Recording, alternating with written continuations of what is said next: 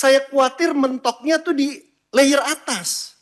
Pemain besar, pemborong, chain, hotel-hotel mahal. Tapi yang mikro, kecil, menengah bawah, itu nggak dapat. Saya langsung saja ke urusan PDB ya, produk domestik bruto.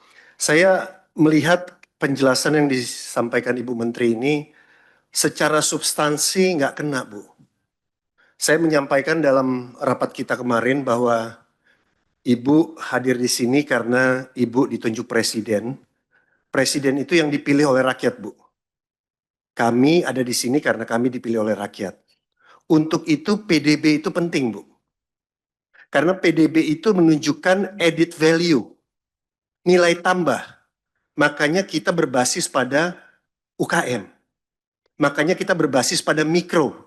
Makanya di Astacita ke-6 disebutkan membangun dari bawah untuk pemerataan ekonomi. Saya yakin Pak Saleh juga nggak melihat dari penjelasan Ibu tadi, panjang lebar soal PDB. Terima kasih kami diajarkan tentang PDB itu datangnya dari mana.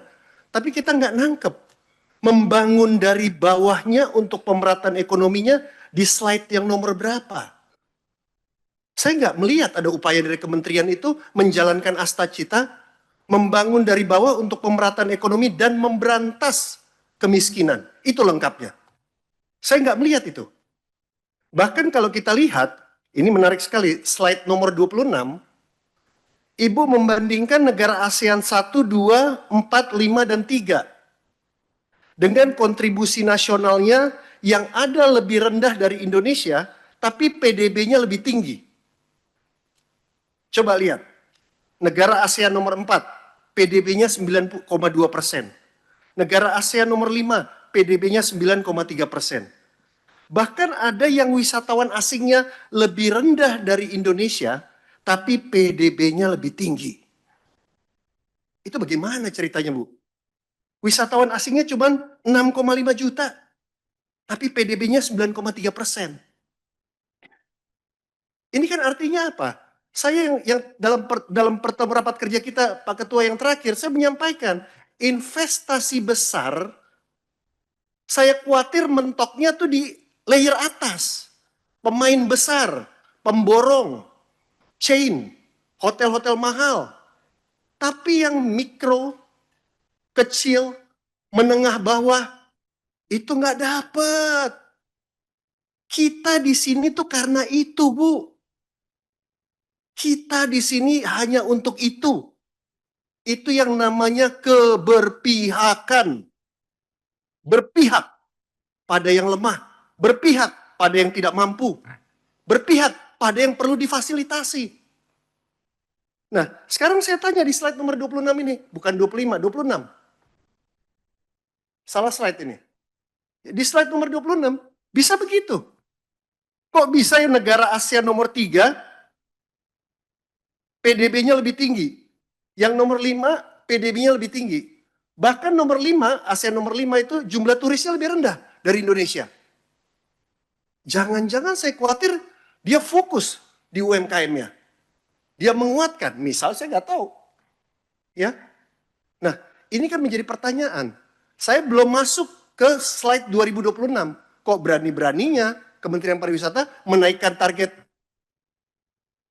produk domestik brutonya di slide 2026. Itu nantilah. Tapi Bu, saya mau mengingatkan sekali lagi, substansinya, mohon maaf, penjelasan ini belum dapat Ketua. Ya, jadi saya tidak merasakan ada upaya dari kementerian untuk, sekali lagi ya, kita nggak bicara teknis nih, membangun dari bawah untuk memberantas kemiskinan. Saya rasa itu Ketua ya, terima kasih. Merdeka. Ya, belum merdeka ini ekonomi kecil menengahnya ke bawah. Ya kan? Baru Pak Putra aja nih yang berkeinginan supaya kita semuanya merdeka. Bapak Ibu Saudara, waktunya kan sudah jam 13, pukul 13.00 lewat 3 menit. Nah, ini saya tawarkan apakah kita skor dulu, makan sebentar, sholat, atau kebutuhan lainnya, atau lanjut bergiliran nih, gantian. Gimana? Skor. Sebelah kanan yang lanjut banyak. Lanjut bisa begini. Lanjut Pimpinan, ya gimana? terakhir waktu pas kita ada meeting dengan ini dengan Kementerian Perindustrian, dari meja pimpinan menanya kepada mitra apakah mereka sanggup untuk lanjut atau minta skor. Oh iya iya, Demikian, Pimpinan. boleh juga. Kita dulu maksud saya, dari kita gimana? Soalnya kalau kita saya lihat Pak Bane ini pertanyaan dia semua udah dijawab dari tadi. Maka Anda tidak berhak lagi untuk melakukan pendalaman. Benar. Pertanyaan Anda udah dijawab semua, benar. Jawab tapi tidak menjawab. Enggak, memang udah dijawab, Pak. Jadi gini, kalau saya usul begini, kalau di kita ini bisa masuk keluar, oke lah, bisa itu boleh aja. Tapi yang ibu-ibu ini, bapak-bapak dari kementerian ini harus beli sesuatu untuk makan supaya bisa bertahan. Karena nanti kalau nggak makan nanti jawabannya malah nggak bisa menjawab pertanyaannya Pak Putra tadi. Iya, susah juga. Bisa? Iya. Nah gini, kalau memang mau lanjut, kita kasih potongan waktu sampai pukul berapa nih? Ya bisa sampai pukul 14 ini?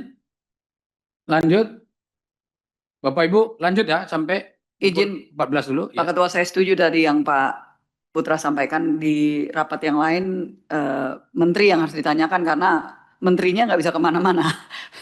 Kami membandingkan estimasi kontribusi sektor pariwisata terhadap perekonomian nasional untuk negara-negara sesuai slide sebelumnya. Memang jika dilihat dari persentasenya, kontribusi pariwisata Indonesia terlihat lebih rendah dalam persentase dibandingkan dengan negara lain yang bisa mencapai 15,4%.